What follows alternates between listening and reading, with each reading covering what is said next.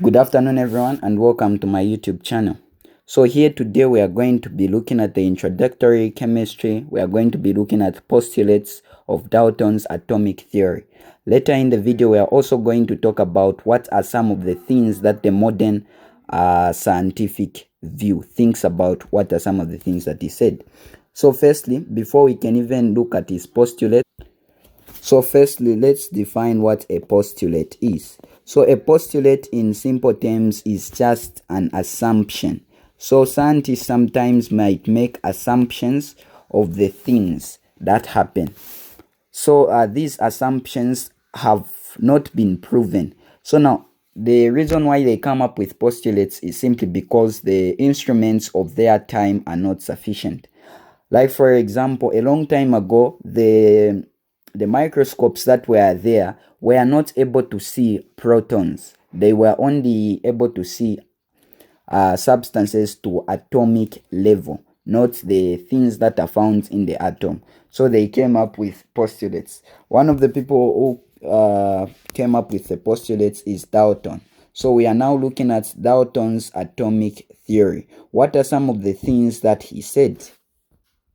So firstly, when we look at some of the things that he said, is that all matter is made up of tiny indivisible particles called atoms. Now this on its own might sound like it's harmless. However, when he says that, he actually means to say the atom is the smallest. There is nothing smaller than an atom. So the first postulate that we have said is that all matter is made up of tiny indivisible, or rather the smallest, which cannot be split. In other words, nothing is smaller. Now we are saying that according to him, all matter is made up of the smallest particles, which we are calling atoms. So now this is not necessarily true because we have protons. This was before the protons were discovered. So the other thing that he said was that atoms of the same elements have got identical mass. So atoms of the same elements have got identical mass. So this also, he realized to say, as long as you have oxygen and another oxygen, the mass of the two will always be 16. The other one will also be 16. So no matter the oxygen, it will be the same. So this is his other postulate.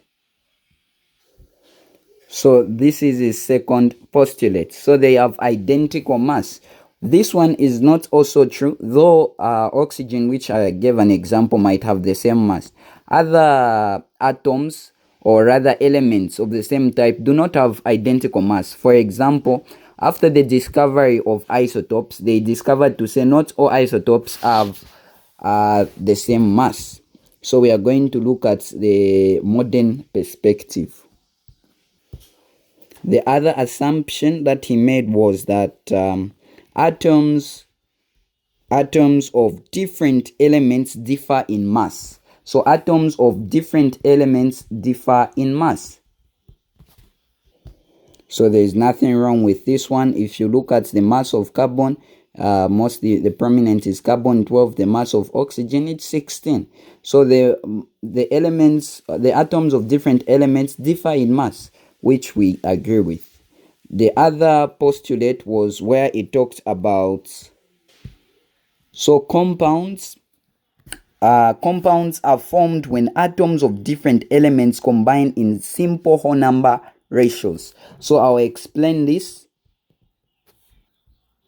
So now what did he mean by compounds are formed when atoms of different elements combine in simple whole number ratios? So this is what it means. Let's take a simple example. Let's say carbon combines with oxygen to produce carbon dioxide. So now if you look at your compound formed, you will realize to say here there is one carbon, there is 2 oxygens. So this ratio of 1 to 2 simply means to say there is all these numbers, these 1, 2 and 1 are whole numbers. So a compound will be formed if elements combine in simple whole number ratios. Not the situation whereby we have carbon 1.5, then we have oxygen, let's say 2.5. No. when a compound is formed, it combines in simple whole number ratios. So that is what we mean by his postulate. So now, when we look at this one, we are going to look at another one, which we are going to be dealing with the chemical aspects. So according to him, he established that chemical reactions involve the rearrangement of atoms. So what he meant by this is that atoms are neither created or destroyed in a chemical reaction, but they just change partners. Let's take our example of carbon plus our oxygen. We are going to produce carbon dioxide. So what is going on is that we have a carbon plus the oxygen is bonded to another oxygen. This is how we show it. This will be able to become, now if you see here, carbon dioxide, in terms of this skeletal formula, we have the carbon bonded with an oxygen on one side, and the other side it's also bonded with an oxygen. So this means that already you can see that the arrangement was like this, but the double bond has swapped, the carbon is in the middle. This means to say the atoms during a chemical reaction are not destroyed. So you won't have, let's say, plus chlorine this side. The chlorine won't be created. Whatever substance that you begin with is what you will end with. So what just happens is that there is just a rearrangement of atoms whenever there is a chemical reaction. So those are Dalton's atomic theory. So now what we are going to look at is what are some of the modern perspectives of the things that he said. What are some of the things that were not true? Let's see when he said all matter is made up of tiny indivisible, which are the smallest, cannot be split, nothing is smaller, called atoms. So in other words, what does the modern perspective think? So there is a contradiction. After the enhancement of microscopes, they discovered to say the atom is not the smallest. Atom is not the smallest.